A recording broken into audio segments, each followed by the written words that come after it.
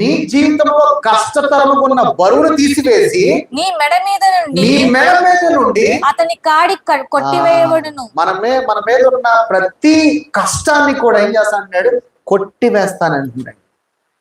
దేవుడు మనల్ని ఆ కాడిని కూడా విరగొట్టబడును అంటున్నాడు. చూసారా? ఆ కాడి ఒకవేళ బలిసినందున అంటే దాని అర్థం ఆ కాడి బలవంతంగా కూడా నిన్నాడు ఆవరించడం అంటే ఏంటి? బలవంతంగా అంటే కట్టికి చీకటి, అంటే ఇంట్లో సమాధానం ఉండదు, ఇంట్లో ఎటు చూసినా ఏదో ఒక సమస్య, ఏదో ఒక బంధకము, అలాగా వాడు డార్క్గా వాడు మన ఇంటిని పట్టేసుకున్నప్పుడు ఏమంటాడు తెలుసా? దేవుడు వాడి కాడిని ఎరుకొట్టేస్తానంటున్నాడు. ఎప్పుడు?